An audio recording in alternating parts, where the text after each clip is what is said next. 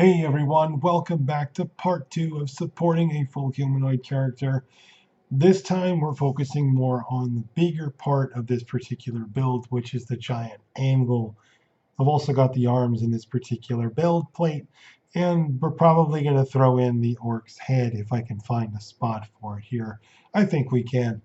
My build plates are pretty small, but we get a lot of detail out of these little printers because of their high resolution, so we don't really mind. And as you can see, we can fit a little bit more there. I'll just make a little bit of a nudge adjustment there, and boom. Everything fits. I'll probably have to readjust it a little bit later, but for the most part, that looks pretty snug. Now, as you can tell with all these bigger parts here, we've hollowed out the anvil. The log itself is huge. The anvil is quite large. Definitely wasn't going to print that as a solid piece, so hollowing definitely seemed the most logical choice. Now, for a big part like that, I'm not worried too much about damage on the bottom because that's the part that's going to connect to the plate, or the base rather. So I don't really care too much about that. But the first part we're going to work on here is the orc head. And I guess this is kind of like a rehash on my thing about detail because, man, look at that hair. That hair is literally just a forest of yellow. Now, I'm pretty sure that there's going to be a decent amount of islands here as well, so let's go ahead and use the magic of editing and get all the island detection out of the way. And there we go. All of our islands detected, and thanks goodness to the magic of editing, we get to skip that process. Well, you guys do. I had to sit through it. Anyway, the bottom line is now we get to see where all of our islands are. Now, strange thing enough, I don't actually think the head has any islands, which is strange. Anyway, plenty to work on the log and the anvil parts and the arms, so we'll go ahead and focus on that for now. This is interesting that it didn't find any islands on the head. Not really sure how that's possible, seeing as it's floating, but we'll worry about that later. Again, when working with big parts, you're going to probably want to work with a slightly larger support style. We usually use a light. In this particular case, I'm going to use a medium support, and my medium supports in this case are going to use a 0.33 tip diameter with a 1.44 bar. I'm also going to use a fair amount of tree supports where I can, and I'm going to try and use what I call compensational support, where I have one support facing out and one support pointing directly at the actual point that needs to be supported. Now, in this particular case, we can't really use mirroring because the object isn't 100% symmetrical. As much as the bottom might actually be symmetrical, the whole object not being 100% symmetrical might actually throw that off, and so I don't use the mirroring when it comes to that particular type of object. Now we'll use a little bit thicker supports here with a 0.44 tip in some spots, and I'll even rotate to some of the lighter supports as we reach the top of the item on the circle. Now what I'm trying to do is I'm trying to vary between mediums and lights, trying to make sure that we vary between the different sizes to ensure that we have a decent balance between both ease of removal on support and control of the actual print itself. Now the reason I'm varying between the different size tips is because sometimes it pays to go back and forth between light, medium, or even doing clusters of each size. So that way you have a decent amount of balance between the supports, but you don't have something that's so strong that it's going to be impossible to remove later and just become a nightmare. So that's important to kind of think about too when you set about supporting an item. How do you want to go about doing it? What's the most important thing to you? Do you want to preserve detail to the max, or do you care that you're going to have to spend a couple of hours sanding if you don't? I mean, I don't know about you, but I'd like to spend as little time sanding as possible. So the better we can support an item, the better it is, honestly, for everyone. And as you can see there with the bottom of that supported, that's pretty adequate. We'll go ahead and leave that ring there, and then I'll start working on the orc head version variation for this particular character. Now, as you saw in the last part, we did a human head, and now you're probably wondering why this character has two heads and only one neck. Well, you actually haven't seen the body, so you don't even know she has one neck. Well, I'll spoil it for you. She only has one neck. The extra heads are just variations. She comes in human form or she comes in an orc form. And since, hey, who doesn't love an orc or fantasy character now and then? Why not have her come in variations of both? Personally, I think the orc one's pretty cool, and I'm just a big fan of the whole blacksmith theme in general. I think it's a really neat character. But the orc variation, of course, adds a lot of fantasy to it. It's very cool to see the characters kind of have a double role when you're able to swap out the heads and simply create a whole new character out of it. Now, again, this is the new release, the Blacksmith from Digital Dark Pinups. We disclosed that in the first part, in case you missed it. That is this particular model that I'm working on. All credit goes to Digital Dark Pinups. Amazing genius in designing some of these beautiful, voluptuous, curvy women that we get to print out every single month for our wonderful customers. And sometimes even for ourselves when we feel like it. Not very often, though. I am usually printing stuff for other people. Now, the biggest challenge with this particular piece is that it has a lot of spikes in the hair, and I don't want to oversaturate the hair with a lot of supports because it's going to be a nightmare to remove because there's a lot of angles and things like that where the hair is kind of bending over and over and over, and you have these different peaks that are coming up at different heights. So clustering a bunch of supports in there is just going to create a forest of supports at the bottom, and honestly, I don't want to do that because I'm concerned that that's going to create too much supporting and is going to create damage when we go to remove them, and I don't want to create excess damage. So for me, the most important thing is to make sure that we have a balance between supporting and retention of detail. And so that's really what we're looking for here, is to make sure that we maintain that. So the hair is, like I said, is this challenge, but not an incredible challenge. Being able to get the mohawk there to print up in such a way that you're not going to have mass amount of loss a detail from your support, and you're not going to have to worry about sanding hair, which is just going to make you lose more detail in the hair because you want those deep cuts into the hair to be able to paint and shade it the way that you need to in order to give it that level of depth and realism. And if you have to sand all the detail away, it kind of hurts that ability. So it is important to maintain the supporting density of something like that where you have all these angles backwards, but it is also important to note not to overcrowd it and not to go crazy with it. It's a very light object. It's small. It's not like the human head where you have a ton of hair on it. It's just a round head with two ears sticking out the sides. Very little hair, so very small object compared to the human head in general, where it's not that long, it's not that tall, doesn't have all the excess hair. So yeah, a little bit different in the style of supporting there. I'm going to be a little bit lighter on that, and actually I think that's going to be just fine with that particular part. And then moving on to some of the islands as we kind of go through. We're just trying to place the islands there with the type of support that we need for each particular one. And I'm just going through with Lychee there, searching for each one, allowing the camera to focus in, and then just placing it using the different style of support for each particular island that we find. Now, there are quite a few in this particular set of parts, so I'm just going through them as quickly as possible, and we're going to get back to supporting the actual model as soon as we hit all the islands.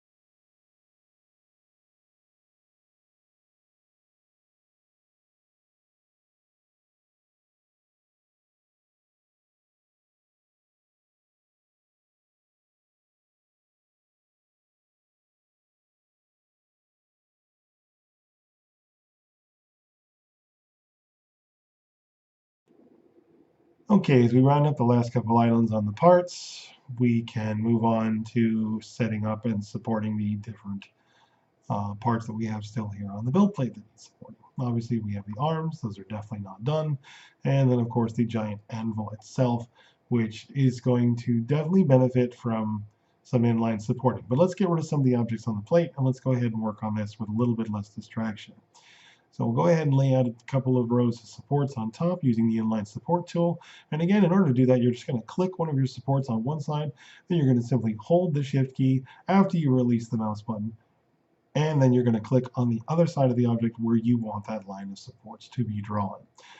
Very great tool, awesome for flat surfaces, awesome for anything smooth, flat, straight, anything like that will definitely be a great candidate for inline supporting. And otherwise, it does some very interesting things when you're not working on completely straight, flat surfaces. And I have found that it still has some uses, even on curved or slightly curved objects. You can still manage to do some time-saving techniques to improve your workflow. And I found it to be a super valuable tool, and I really appreciate Lychee putting it in the software, to be honest. It's great. That and the support painter are two of my favorite new tools that they have added to it that have just been super valuable. Now, obviously, here again, we're just focusing on the yellow parts. We're going to focus on the yellow checkered patterns. That's going to be the primary issue where we're looking for 99% of the pressure spots where you're at an angle. That's either greater than 40 degrees. And these are also adequate places to add support, which is, again, it's one of the reasons why I think they're brought to your attention by the software, is that they are not only are they a good place to put support, but they're definitely a place that needs support because of that particular angle that they're placed at. Not saying this is a bad angle, but you do need to make sure that they are being supported a little bit more than, let's say, something that's printing in another or a lighter angle than the ones that they're printed at. In this particular instance, like we've discussed before, the angle of orientation has a big impact on how the particular part is going to print and the quality of which the particular part is going to print. Orientation can also do things like cause warping and stuff like that. So also incredibly important to consider all of these points when you start supporting your files. And again, I'm just using the inline support tool here to draw some lines of supports across the bottom of the anvil. And again, this is pretty much like a base. So I'm just going to use this to create some lines across the bottom and to kind of organize my structure of supports here without having to take forever to kind of place one little tiny support at a time. I really like this as a time saver tool. It is really great. For those of you who aren't using the inline support tool, definitely I recommend it. It is amazing. You can save a lot of time using this tool. It does some strange things on occasion. You'll see that if you hit a weird line or it tries to cut around something, it'll do some strange things. But for the most part, if you are using it as intended, which I don't, it works great. And even though if I don't use it as intended, it still works great. I still have a lot of good uses for it. This thing has saved me so much time. The support painter is great, but the inline supporting, being able to drop a row of supports like that is just fantastic. Once they figure out how to make it follow a curve a little bit better, I think we'll even have a better tool. Then it'll be the curve support tool. I don't know. We'll come up with something. But anyway, as you can see, we're going to wrap up the bottom of this just by adding more light and medium type of supports on the bottom, just filling in the empty spaces there to make sure we just don't have huge gaps between areas that are supported and not supported. And then, of course, we have all the supporting up at the top and everything that's kind of coming down there on the sides, focusing, of course, on the yellow checkered zones to ensure that we have those areas supported as well as possible.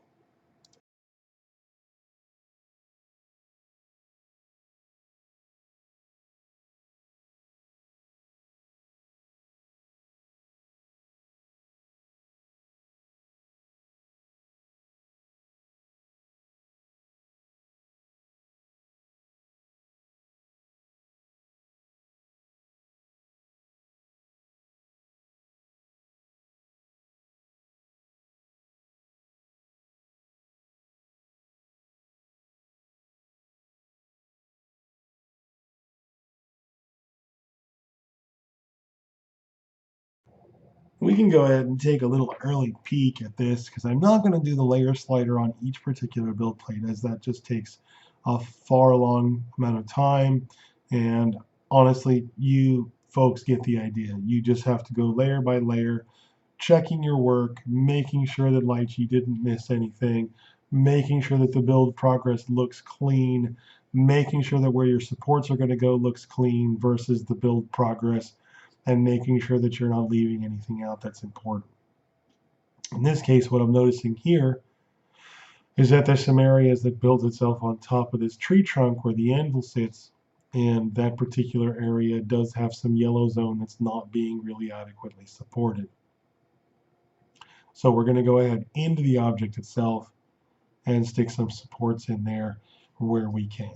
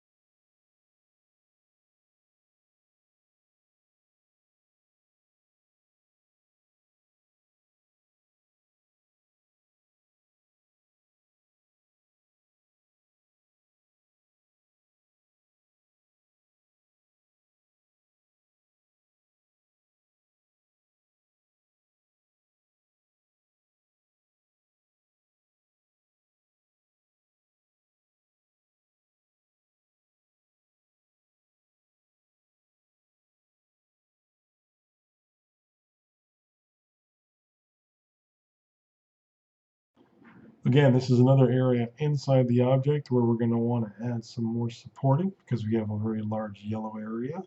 And this is the top of the anvil. So this is a big flat zone that's being printed. And even though it's not being printed straight up and down, where you're going to have this huge parallel space, it's printing in such a way that I still think its orientation definitely causes the need for additional supporting. And having some additional supporting inside your model isn't really going to hurt. It's only going to help in the instance of you're going to get the added support that you need to make sure that that part has the printing support it needs both inside and outside.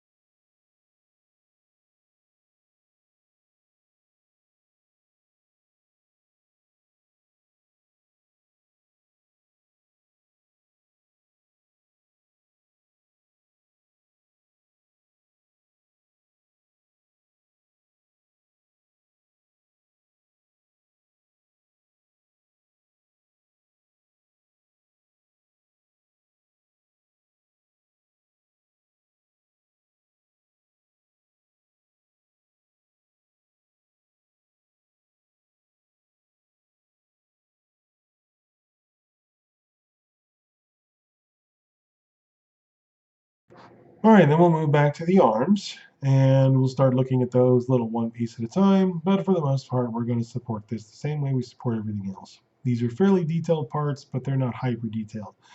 Your biggest concern here is going to make sure that you preserve the fingers and make sure you don't over support the hand or the fingers to promote snapping when you do remove the supports later on. And you'll have to forgive me here. We're going to speed up this last little bit as I work on the last bit of supporting on the arms and hands. I didn't really feel it was necessary to cover over all these basics again.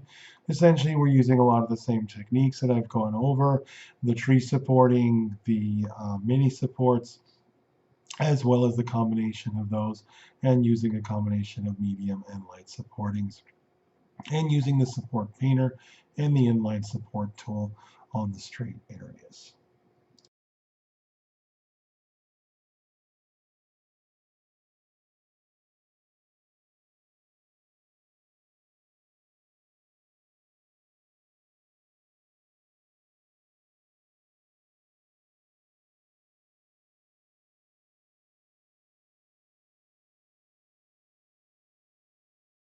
And that's pretty much it for this plate. We're going to go ahead and just reorient them a little bit to give them some room. And then we're going to go ahead and export these beautiful parts and get them printed. And in the meanwhile, we'll go ahead and put on some tunes for you guys while you enjoy that export slice as always. And of course, as always, thanks so much for watching, everyone. We really do appreciate it and all the added support the channel has seen over the last couple of weeks. We'll see you all in part 3.